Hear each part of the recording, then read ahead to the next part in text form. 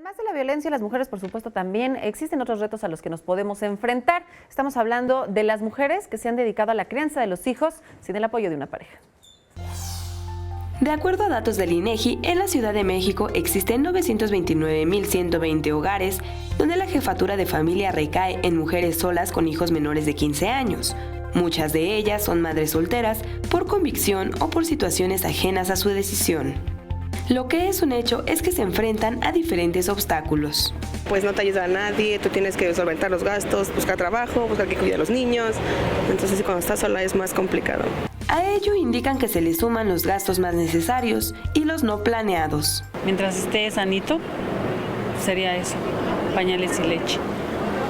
Que sí es un gastito, como que dice uno, ay, pues parece que no, pero pues ya un paquete de pañales 150, el botecito de leche 100 pesos, dejan todo rápido, o sea, chiquito y luego ya no le queda. Y comprarle otra vez camisetitas y pantaloncito y chambrita y en fin, todo más caro y más grande.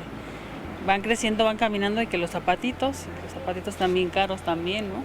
Y hacen hasta lo imposible ante situaciones imprevistas, pues buscan diferentes opciones para conseguir dinero. Prestado o vas a empeñar cosas o buscas la manera de solventar ese gasto. Todo se hace por los hijos. ¿Qué no hace una madre por los hijos, no?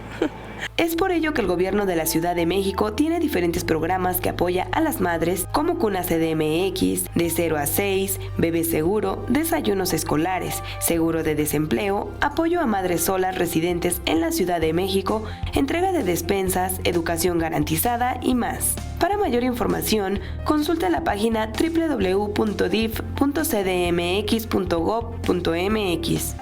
Con imágenes de Andrés Brito, Iraíz Morquecho, 21 Noticias.